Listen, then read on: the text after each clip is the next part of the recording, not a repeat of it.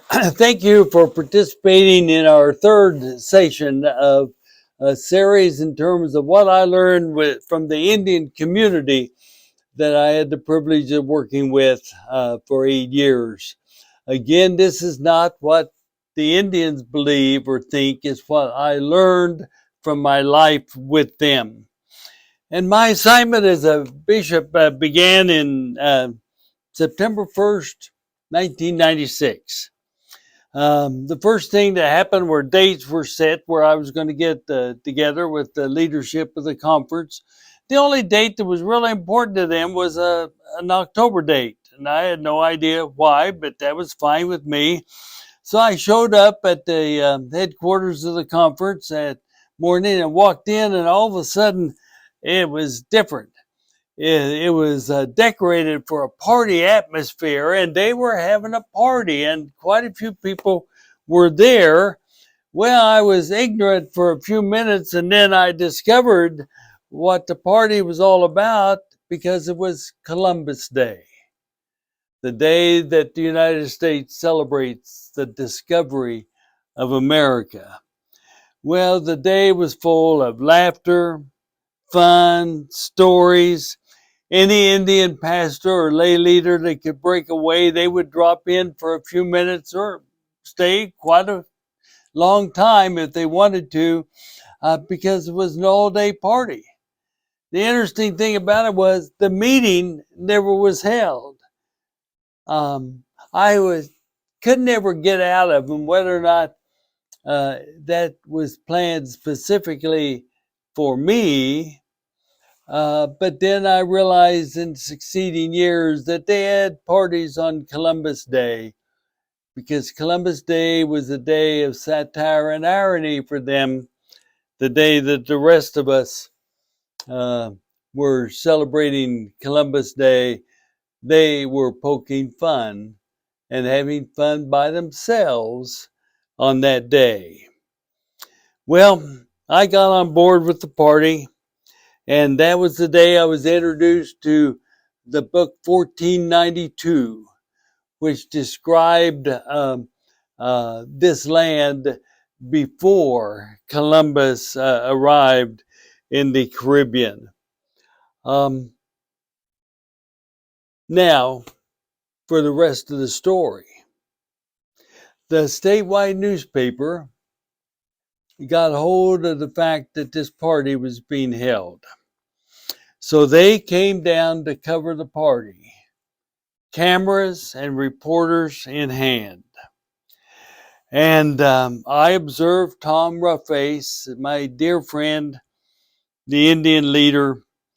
Um, he went outside as the press came, and he simply requested to them that the day not be covered in the newspaper.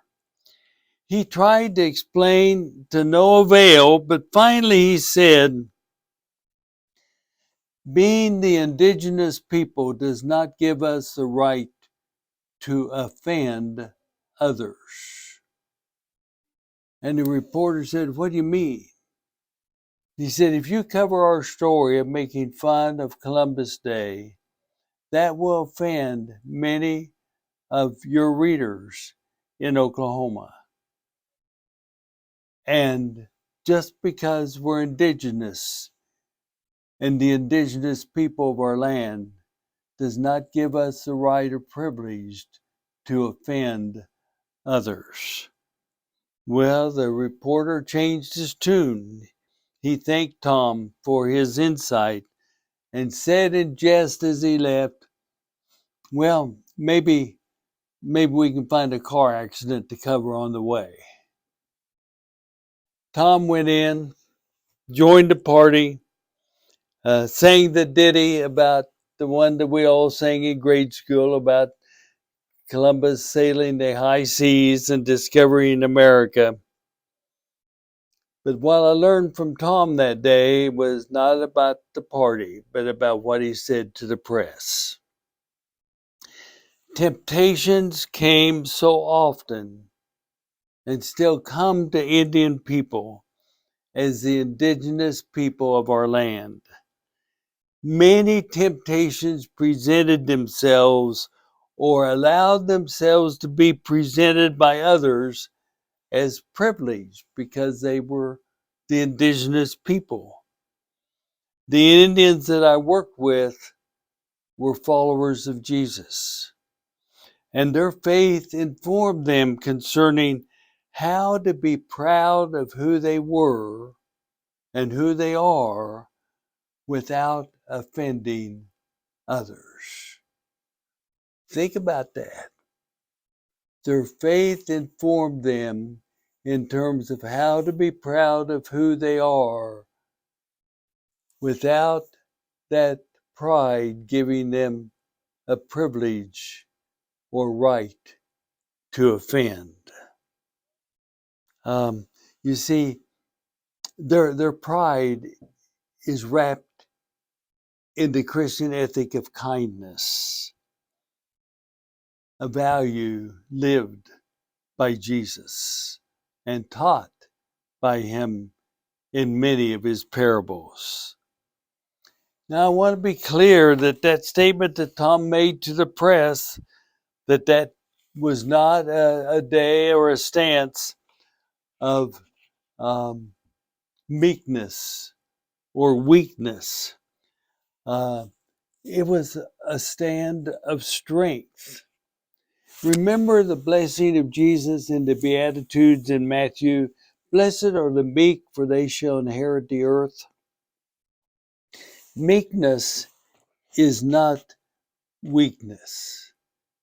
Meekness is standing tall with confidence, having the strength to be kind and humble when you're tempted to be arrogant and offensive. Tom and I walked back inside to the party. He joined the party singing the ditty that everybody else was singing about Columbus and the high seas. He didn't say a word about the press having come and what he said and when they left. This story enabled me through the years to be the thorn on the side of many meetings on many occasions as the United States is portrayed as a nation of immigrants. I always stood and asked for the floor to remind all gathered that some among us, the Indians, are not immigrants post 1492, but rather they're descendants of their mothers and fathers who lived here a long time before that date in our history. From Tom and others, I learned the strength that they have as Indigenous people. The quiet strength that enables them to stand tall against all odds and all efforts to strip them of their identity. This strength is wrapped in kindness, never giving them permission to offend, but rather giving them the confidence, the quiet confidence to stand tall and refuse the temptation to offend others. Oh, often I yearn for them to offend, but they never do. They always appreciated their unwillingness to yield to the temptation to offend. Persons of faith, first for them, enabled them to stand with the strength of their identity and confidence. And in my life, oh, how often I have yielded to the temptation that because of my position, because of my identity, I had the right to offend. But what I learned from the Indian people as a person of faith, that I can never use my position, I can never use my identity as giving me the privilege to offend. For I'm called to a life of kindness, not rudeness, not arrogance, and not called to be offensive. That's what I learned about faith from the Indian people. As you think about this, I've got a couple questions that might be helpful for you to hone in on in your thought in our conversation.